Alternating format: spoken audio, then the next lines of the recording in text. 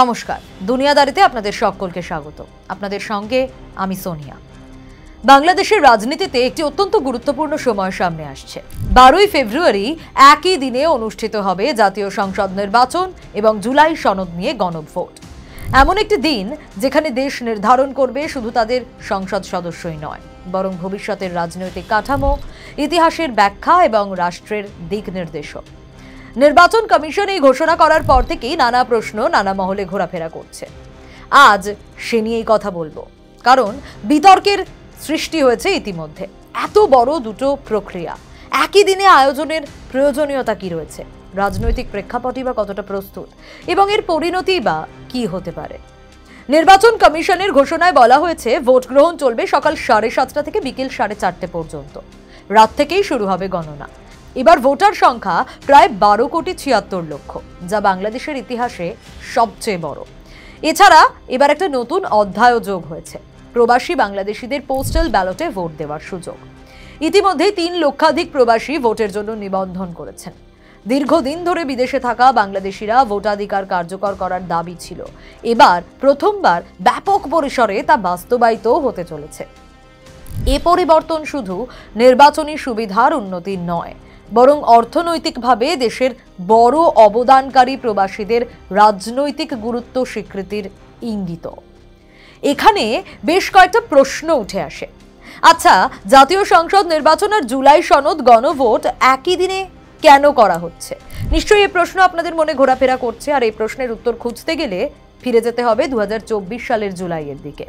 সেই সময় দেশের বিভিন্ন জায়গায় আন্দোলন তৈরি হয়েছিল, আন্দোলন গড়ে উঠেছিল, যার ফলে রাজনৈতিক প্রেক্ষাপটে একটা আমূল পরিবর্তন আসে। আর এই আন্দোলনকে কেন্দ্র করে একটা ঐতিহাসিক দলিল তৈরি হয়, 28 দফার জুলাই সনদ। এতে কি বলা হয়েছে? এতে বলা হয়েছে আন্দোলনে নিহতদের জাতীয় বীর ঘোষণা, রাষ্ট্রীয় সিদ্ধান্তে জনগণের ভূমিকা বৃদ্ধি এবং অতীতের বিভিন্ন শাসন আমলের রাজনৈতিক ত্রুটি ও স্বৈরাচারের সমালোচনা। এতে শুধু আওয়ামী লীগের সময় নয়, জিয়াউর রহমান ও এরশাদের সময়ের সমালোচনাও রয়েছে। এই সনদকে রাষ্ট্রীয় স্বীকৃতি দেওয়ার জন্যই গণভোটের আয়োজন করা হচ্ছে। অন্তর্বর্তী সরকারের প্রধান উপদেষ্টা মোহাম্মদ ইউনূস আগেই জানিয়েছিলেন তিনি চান নির্বাচন ও গণভোট একই দিনে হোক, যাতে রাজনৈতিক স্থিতিশীলতা দ্রুত প্রতিষ্ঠিত হয় এবং দীর্ঘায়িত অনিশ্চয়তা দূর হয়। সেই পরিকল্পনার আলোকে নির্বাচন কমিশনও প্রস্তাব গ্রহণ করে। এভাবে একদিনে দুটো বড় ভোট আয়োজন করা আসলে সময় বাঁচানোর পাশাপাশি রাজনৈতিক প্রক্রিয়াকে একটি নির্দিষ্ট রূপরেখায় আনার প্রচেষ্টা। তবে আরও একটা বড় বিষয় হলো দলীয় রাজনীতি। এই নির্বাচনে নিবন্ধিত 56টি রাজনৈতিক দল অংশ নিতে পারবে, কিন্তু রাজনৈতিক কর্মকাণ্ড নিষিদ্ধ থাকায় আওয়ামী লীগের নিবন্ধন স্থগিত। ফলে তারা এবার দলের প্রতীকে ভোটে অংশ নিতে পারছে না। বাংলাদেশের রাজনৈতিক ইতিহাসে এটা কিন্তু একটা গুরুত্বপূর্ণ ঘটনা। কেন? কারণ দুটো বড় দলের মধ্যে একটা দল যদি প্রেজেন্ট না থাকে, তাহলে নির্বাচনের প্রতিযোগিতার কাঠামোটাই বদলে যায়। এতে একদিকে নতুন দল বা ছোট দলগুলোর জন্য নতুন সুযোগ তৈরি হয়, অন্যদিকে বিরোধী রাজনৈতিক স্পেসও বিভিন্ন রূপ নেয়। অনেকে এটিকে ইতিবাচক পরিবর্তন বলছেন, আবার অনেকে আশঙ্কা করছেন প্রতিযোগিতা দুর্বল হলে নির্বাচনের গ্রহণযোগ্যতা নিয়ে প্রশ্ন উঠতে পারে। নির্বাচন কমিশন এরই মধ্যে ভোটার তালিকা সংশোধন, আসন সীমানা পুনর্বিন্যাস সহ সব কাজ শেষ করেছে। অগস্টে যে রোড ম্যাপ অনুমোদিত হয় তার সময়সীমা মেনেই ডিসেম্বরে আনুষ্ঠানিক তফসিল ঘোষণা করা হয়। গত কয়েক মাসে বাংলাদেশ রাজনৈতিকভাবে এক ধরনের রূপান্তরের মধ্যে দিয়ে গেছে, বিভিন্ন মহলে বিভিন্ন আলোচনা। ক্ষমতার পালাবদলের পর নতুন প্রশাসনিক কাঠামো, নীতির পরিবর্তন, জনগণের প্রত্যাশা সবকিছু মিলিয়ে একটা গুরুত্বপূর্ণ ক্রাইসিসের মধ্যে দিয়ে চলছে তা বলা যায়। হ্যাঁ, ইম্পর্টেন্ট যেরকম সেরকম ক্রাইসিস পিরিয়ডও।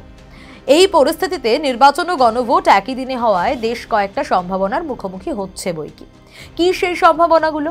একদিকে এটা হতে পারে নতুন ভবিষ্যতের সূচনা, রাজনৈতিক পুনর্গঠন, রাষ্ট্রীয় সিদ্ধান্তে জনগণের বৃহত্তর অংশগ্রহণ, জুলাই আন্দোলনের ঐতিহাসিক মূল্যায়নের রাষ্ট্রীয় স্বীকৃতি, প্রশাসনের দ্রুত স্থিতিশীলতা। অন্যদিকে কিছু উদ্বেগও রয়েছে, টেনশন রয়েছে বইকি। বড় দলের অনুপস্থিতি নির্বাচনের প্রতিযোগিতা কমিয়ে দিতে পারে, কারণ দলটা আওয়ামী লীগের মতো একটা দল। আন্তর্জাতিক পরিসরে নির্বাচনের গ্রহণযোগ্যতা প্রশ্নবিদ্ধ হতে পারে। গণভোটের ফলাফল রাজনৈতিক বিভাজন বাড়াতে পারে। নির্বাচন পরবর্তী পরিস্থিতি কতটা শান্তিপূর্ণ হবে তাও অনিশ্চিত। এখন জনগণের সামনে যে দৃশ্যত প্রশ্নগুলো রয়েছে সেগুলো কি? 12ই ফেব্রুয়ারির নির্বাচন কতটা অংশগ্রহণমূলক হবে? জুলাই সনদ কি জনসমর্থন পাবে? নতুন সংসদ নির্বাচিত হলে দেশের রাজনৈতিক স্থিতিশীলতাই বা কতটা পুনরুদ্ধার করা যাবে? অন্তর্বর্তী সরকার কতদিন ক্ষমতায় থাকবে? এবং সবথেকে বড় প্রশ্ন, এই নির্বাচন কি সত্যিই বাংলাদেশের জন্য একটা নতুন যাত্রার সূচনা করবে? এখন সবকিছু নির্ভর করছে ভোটের দিন সাধারণ মানুষের উপস্থিতি, কারণ জনগণের নির্বাচিত সরকার, নির্বাচনী প্রক্রিয়ার স্বচ্ছতা, গণভোটের ফলাফলের ওপরই। ফেব্রুয়ারির এই একদিনই নির্ধারণ করবে আগামী কয়েক বছর বাংলাদেশ কোন পথে হাঁটবে।